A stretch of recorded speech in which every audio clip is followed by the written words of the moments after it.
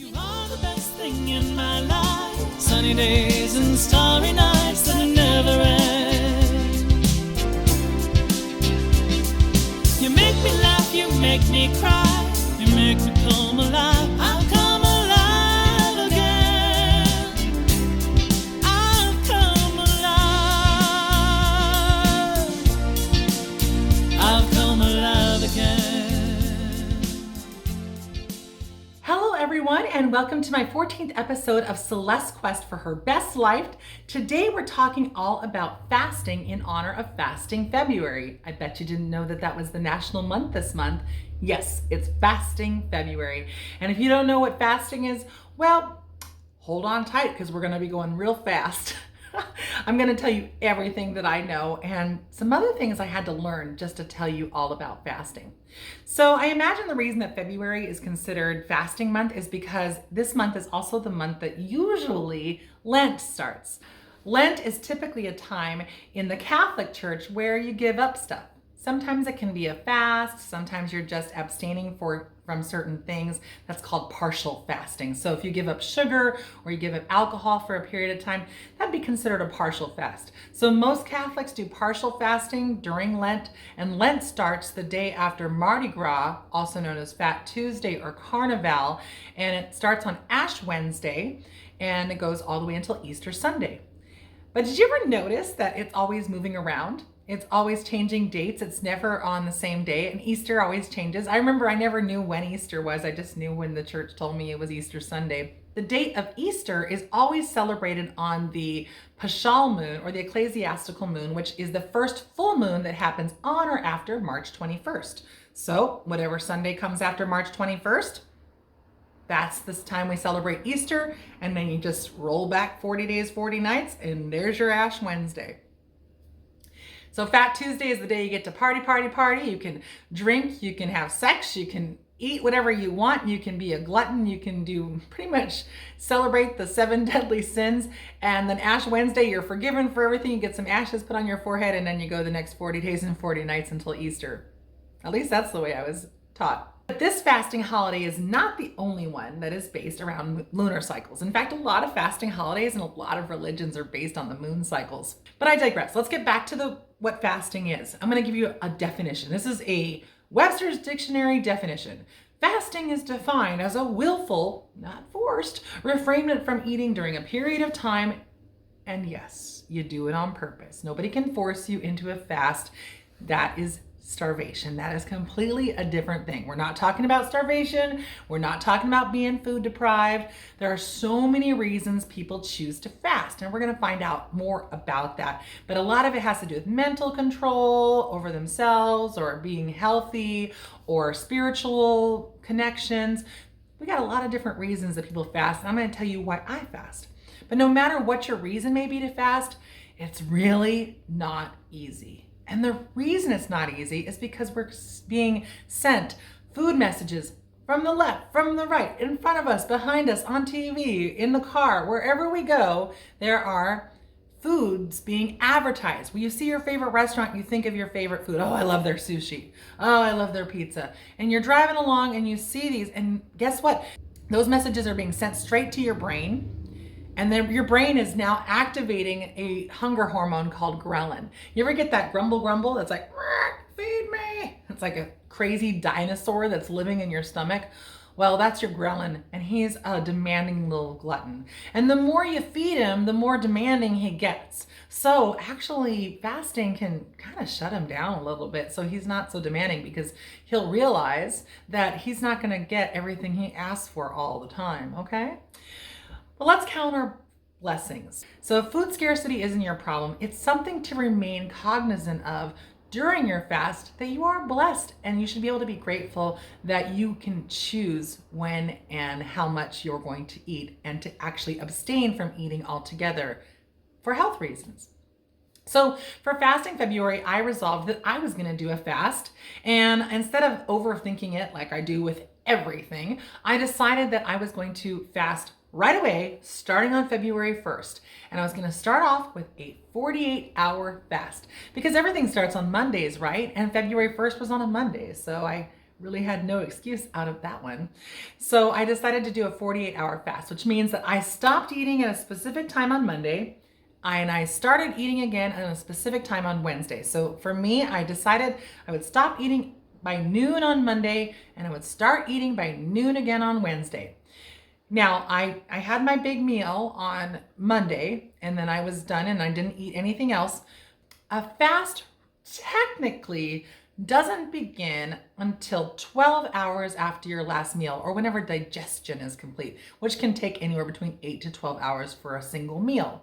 So really, I did a 36-hour fast because I probably wasn't finished digesting that meal until midnight that night.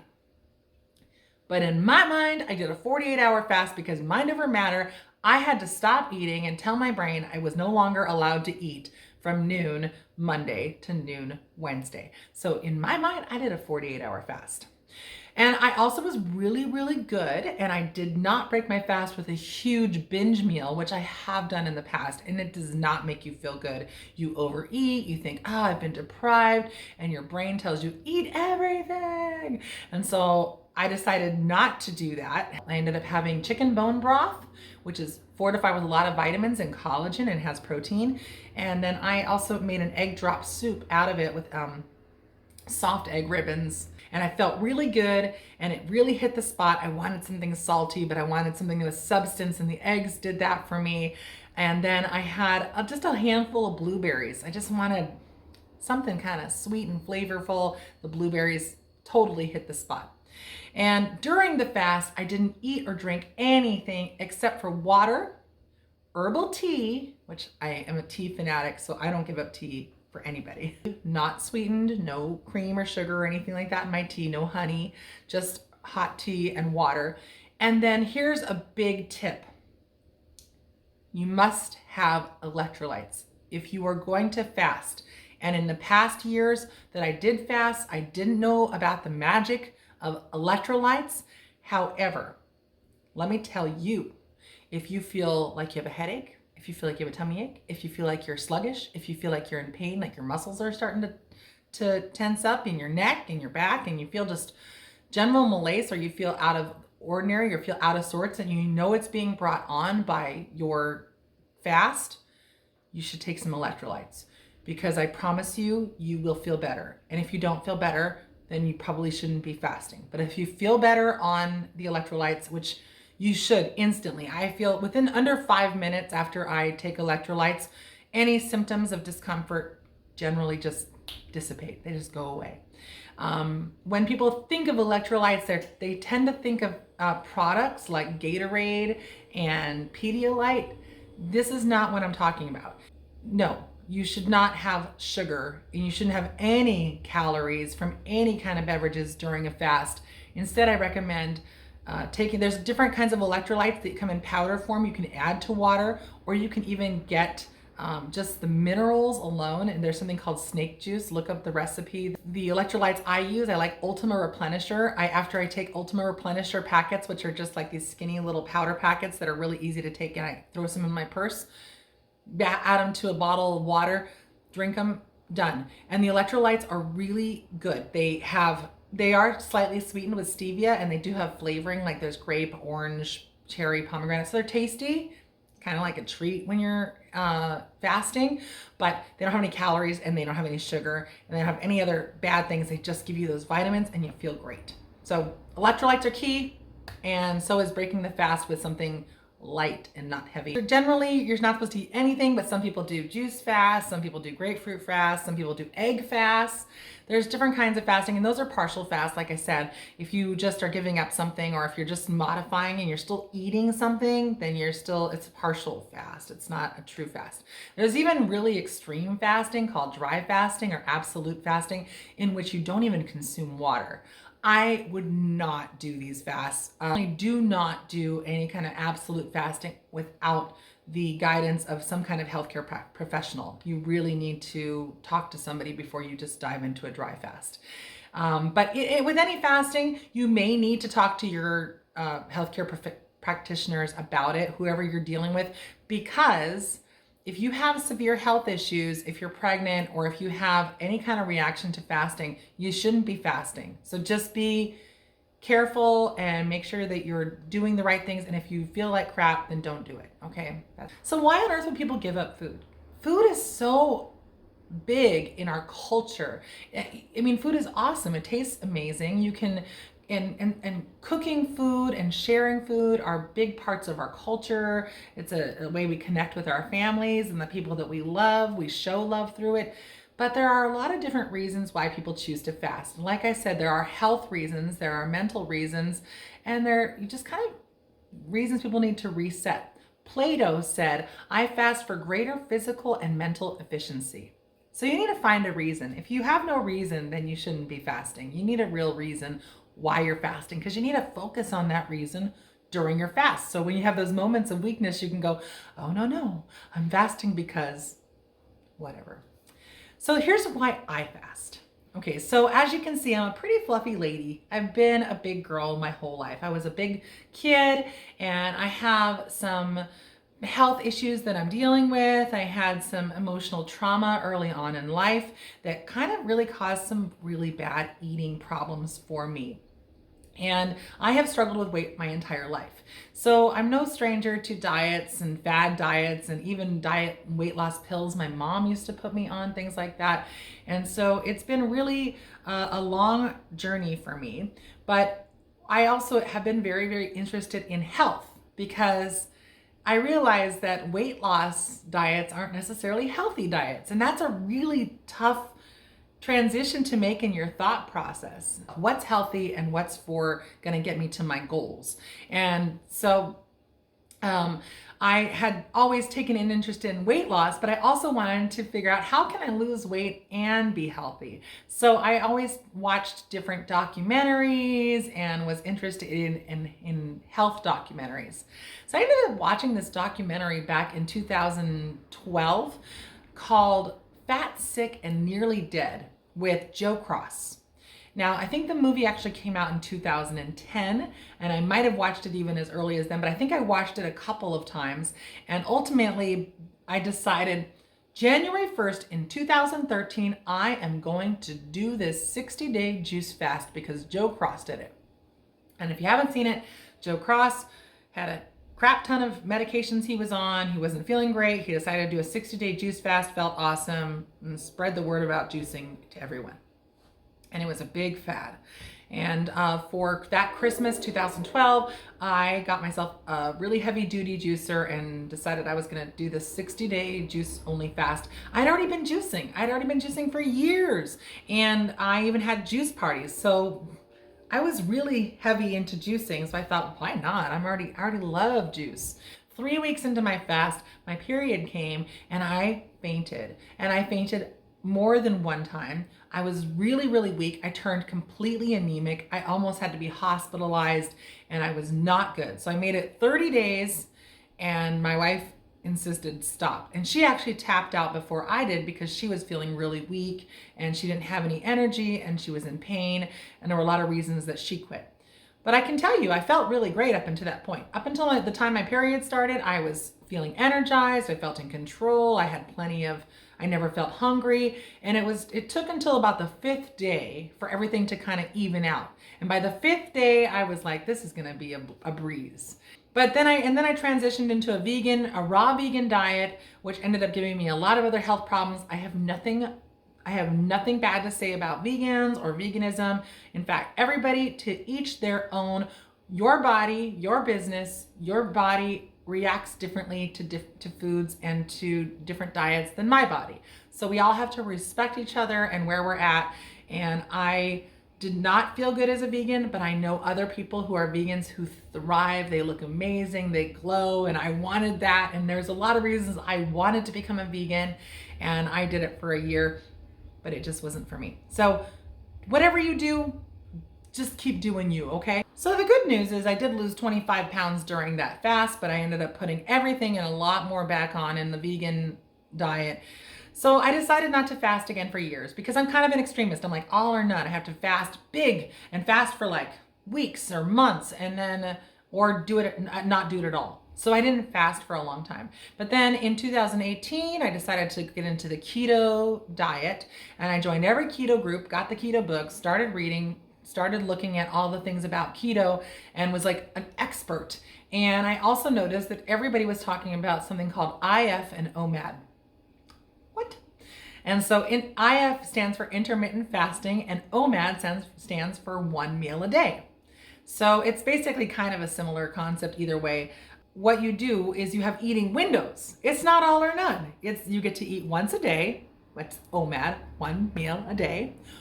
You eat 1 meal and you're done for the rest of the day. You don't have to cook. You don't have to think about food until the next day. Very easy.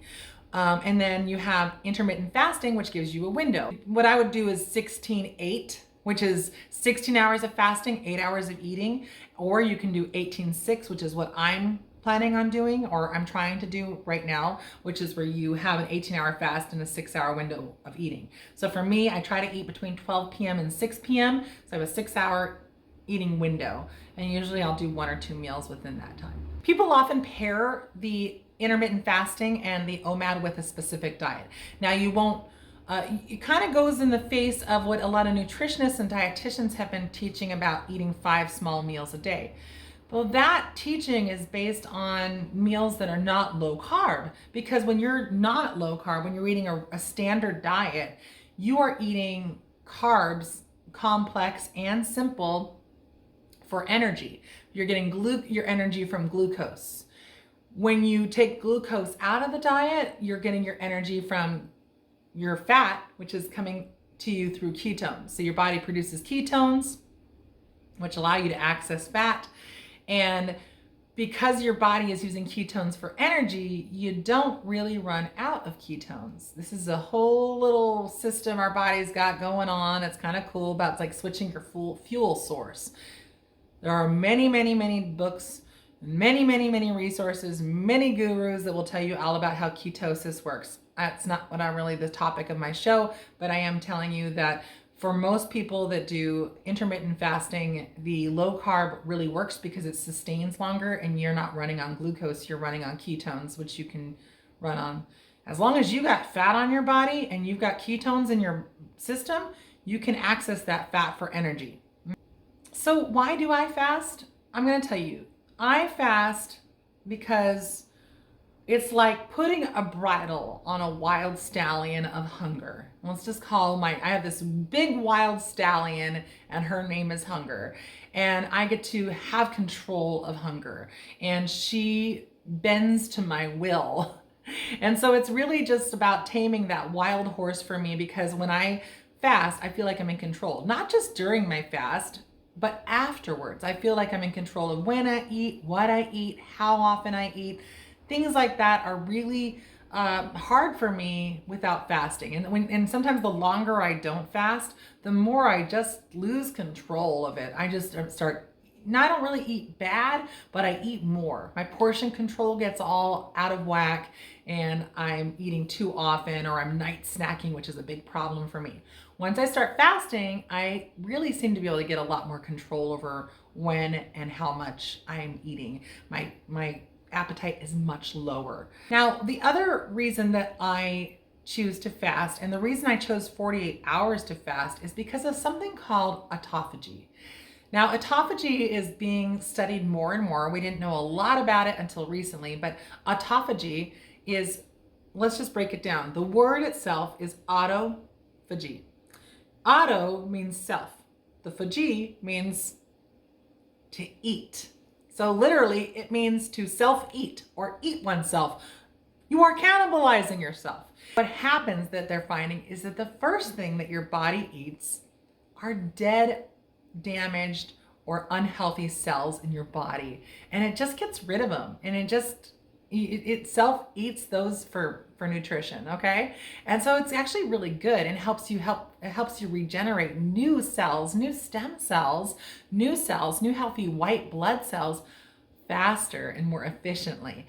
So I really like autophagy. That's one of the reasons, but autophagy really doesn't kick in until you've done at least 24 hours of fasting.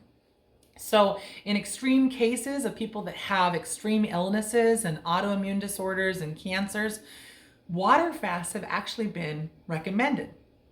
And people have seen tremendous healing with long-term water fasts as the the longer they fast, the more their body attacks and eats the unhealthy cells in their body that are now letting them restore their body. But again, this is between you and your health professional. I am not telling you that you should be doing long-term water fast. It's very dangerous.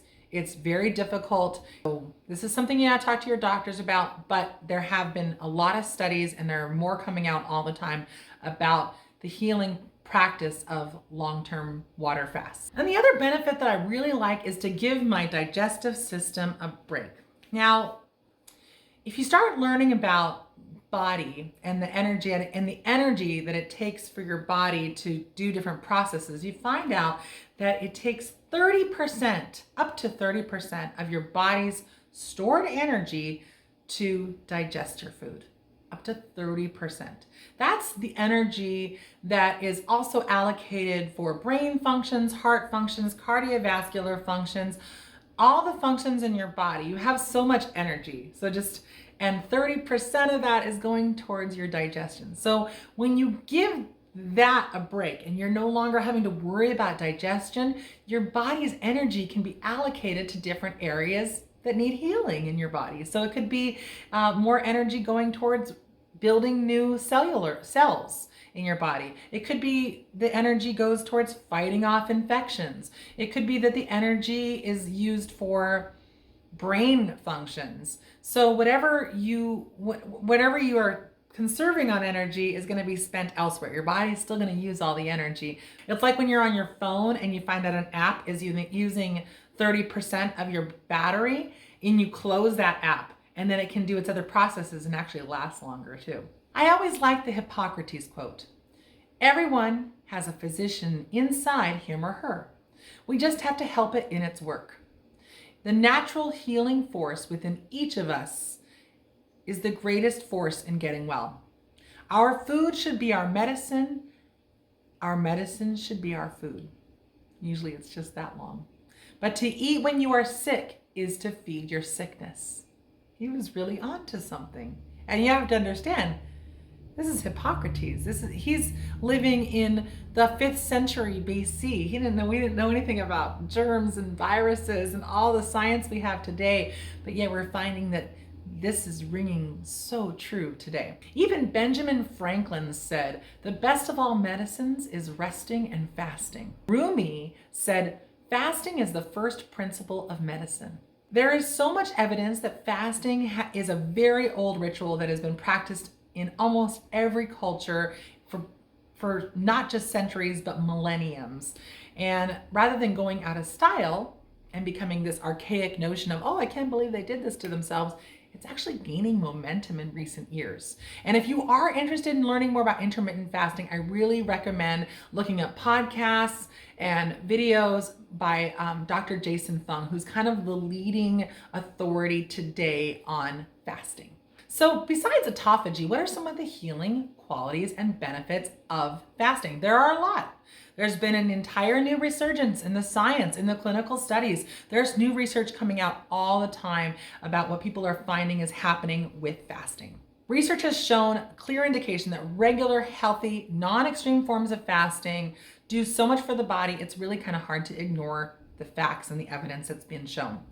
It promotes healthy blood sugar control, reducing insulin resistance, which is great news for anybody who's insulin resistant, which includes diabetics.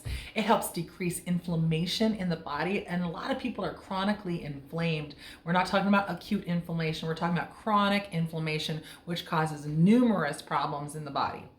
The heart is a really big deal in a world where heart disease, cardiovascular disease is considered the #1 killer in the world. And studies are being done that show that it reduces triglycerides and bad cholesterol when you fast. And this is a big deal when 1 in 4 people are dying of cardiovascular disease. Some studies are showing that it has been able to boost brain function, so it might have future uses in prevention of Alzheimer's dementia, as well as in the prevention of Parkinson's disease. There are like neurological benefits as well. Weight loss, metabolism boosts for numerous reasons. Studies have shown that it helps stimulate human growth hormone, which is great news for your metabolism, for weight loss, and for building muscle. Some studies done on some rodents and in test tubes have found that it may increase longevity and perhaps even decay cellular aging. So you might look younger. We all need this, right? Look a little younger. I'm turning 40 this month, by the way. But anyway, you might look younger if you do some fasting. I'll say that's my secret. Studies have shown that it may be beneficial in cancer prevention, though not all. So again, if that's something that you're trying to do fasting for, make sure that you talk to your doctor. Another thing it does is it helps reset your palate. So if you've been eating a lot of Doritos and Twinkies lately and that's all you've been craving, you might need to reset that palate so that you know what real food tastes like. Because I'll tell you what, I've given up a lot of chemical processed foods over the years, and if you try those, all you taste are the chemicals and the processing. So you might need to reset your palate so that you can taste what real food tastes like again. Now, if you're a person that needs bandwagon, there are a lot of celebrities that have been jumping on the intermittent fasting bandwagon as in order to reach weight loss goals, for roles that they're playing in movies, for athletes, and just for general health and weight maintenance that a lot of celebrities really need for their careers. So let me give you a couple of examples of, I'll just do a little bit of name dropping for you. Okay, that's Jennifer Aniston, from Friends. She's your friend. She says, I do intermittent fasting so there's no food in the morning. I noticed a big difference in going without food for a solid 16 hours. So she does a 16-8, it sounds like, on her intermittent fasting. Chris Pratt says, so I'm doing the intermittent fasting thing. Don't eat till noon. Moby said, I usually do intermittent fasting every day. I try a minimum of 12 hours, usually 16. Basically, I just don't eat dinner. Jimmy Kimmel does a stricter version of fasting called the 5-2 diet. Starving myself for 2 days a week. This method includes eating normal for 5 days and then eating really reduced calories of 500 to 600 calories for 2 days a week. And he basically eats whatever he wants on the other days. That may not work for everybody, but it works for him. Others have also jumped on the intermittent fasting and talked about it on their tweets and their blogs and their Instagrams, including Reese Witherspoon, Halle Berry, Scarlett Johansson. There you go. I name dropped. So if you're a bandwagon person, you like celebrities, there's some people that will testify to the power of intermittent fasting. So you'll also find that almost every religion on earth fasts. It's whether you're in a philosophical religion like Buddhism or you're in a dogmatic religion, fasting happens in all of them. And it's really interesting. And the reasons are pretty much the exact same no matter what religion you're practicing. The idea is to use the time spent fasting to concentrate on your relationship with God, to increase your spiritual practices, whether that's prayer or meditation, to test and see what desires are actually controlling you. And in essence, what is separating you from God's will or innate divinity, and to clear the mind so you can better communicate with God or the universal essence or whatever you want to call it. Judeo-Christian and Muslim beliefs also use it for a time of atonement or repentance, asking for forgiveness and reflecting on sins or lifestyle choices that are not in alignment with the belief systems. So Rumi, a Persian Islamic scholar, said fasting blinds the body in order to open the eyes of your soul. Similarly, St. John Chrysostom, an archbishop under Constantinople, says fasting of the body is food for the soul. It's almost the same quote from a Muslim man and a Christian man. And so you can see scholars and saints and prophets and spiritual leaders from all kinds of religions pretty much had the same ideas around fasting. So let's discuss some of the fasts that are done by different major religions. Buddhist monastics are well known for fasting. They usually stop eating at noon, and then the rest of the day is spent for chanting, prayer, and studies. So they are doing an intermittent fast by doing this. They eat their meals probably from 6 a.m. to noon, so that's a 6-hour eating window. Kind of cool. They also have something called the Uposatha, which is more celebrated by the followers of Buddhism. And depending on the country you live in, it may be even required or mandatory, but it's usually around the lunar moon cycles. And some countries do this day of fasting once a week. and sometimes it's twice a month, and it just depends on how that country or that particular sect of Buddhism observes those fasting days. The Buddha taught that the Uposatha day is for cleansing of the defiled mind, resulting in inner calm and joy. Now, the most well-known of the Jewish fasts is Yom Kippur, also known as the Day of Atonement, which happens right after the Jewish New Year, Rosh Hashanah. So this is a time to ask God for forgiveness and will usually last from sundown on Tuesday until sundown on Wednesday. So you stop eating right before sundown on Tuesday night, and then you can eat again on Wednesday night. It's a 24-hour fast.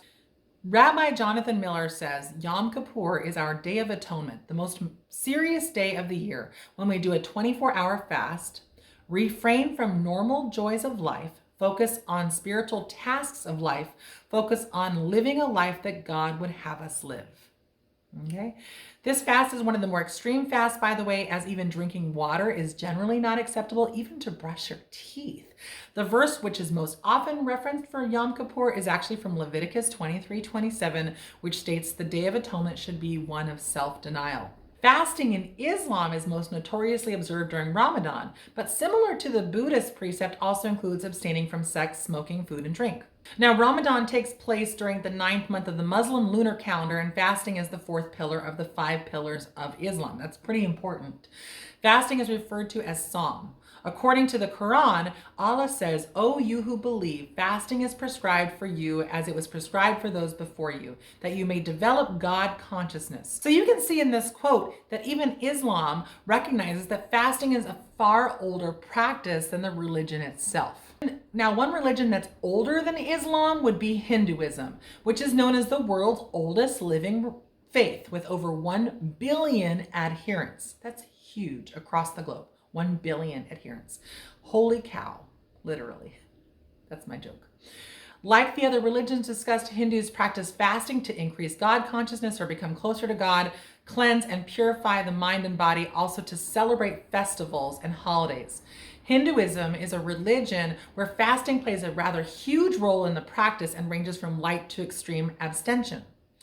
It isn't really an obligation. Nobody's gonna get mad at you. It's personal. It's kind of like how prayer and meditation play a role in other religions as well, which they also have prayer and meditation, but they also have fasting, and it's on your own terms as to when and how long and what you're going to abstain from. So it's personal. But there are a couple of holidays where fasting is acknowledged and observed by most of the followers. Now, the most commonly observed fast is Ekadashi, which occurs twice a month on the 11th day of the ascending and the descending moon. There we go with the moons again. Also near the beginning of the year. The god Shiva is honored with a fast. That's at the beginning of the year. And then in July and August, most Hindus adopt a vegetarian or vegan lifestyle and will fast on Mondays and Saturdays until the evening. So there you go. That's another intermittent fasting style. Which brings me to Gandhi, who was a Hindu. And he said, "I believe that there is no prayer without fasting, and there is no real fast without prayer." Gandhi also engaged in another type of fasting, which I haven't even discussed yet. Mohandas Gandhi, known as Mahatma, or the Great Soul, practiced the act of nonviolence and used fasting as a means of exerting political pressure. That's the other way of fasting. Now, this is to have a reaction outside of yourself. This isn't just for you. It's to make a statement. He said, "It dawned upon me that fasting could be made as powerful a weapon of indulgence as of restraint." Fasting has been used in political protests around the world. These are often called hunger strikes, and they have been used in all kinds of systems, schools. Even prisoners have gone on hunger strikes to protest unfair, unequal treatment or violence. And fasting has been found to be an effective tool in making powerful statements to bring awareness to causes or political protests. Hunger strikes are considered a form of nonviolent resistance to achieve a goal. So fasting may not be for everyone, and maybe you're not convinced still, but it kind of is for everyone. Whether it's for religious or health or other reasons, there's probably one reason I mentioned that would appeal to you or to anyone to fast. So it definitely is something worth looking into and to see if you would like to fast. And if you feel like talking to your doctors or healthcare practitioners, maybe you have some health issues that you want to see if fasting can help ease some of your symptoms. It's something to look into, and it's definitely been beneficial to me, and it makes me feel awesome. So I hope you'll think about spending a day this February fasting, even if it's only for 18 hours, maybe 16 hours or 12 hours at the least. The only caveat is that you are going to have some complaints from the digestive system. And you can tell that department to shut up, relax, and enjoy the day off. Then you're going to have to figure out what to do with all that free time and all that money you're going to save from not shopping for food, preparing food, eating food, and then thinking about that next meal. So I hope you've enjoyed this episode learning all about fasting, and thank you so much for watching Celeste's quest for her best life. Let me know in the comments if you are fasting, have fasted, or plan on fasting this February. Take care.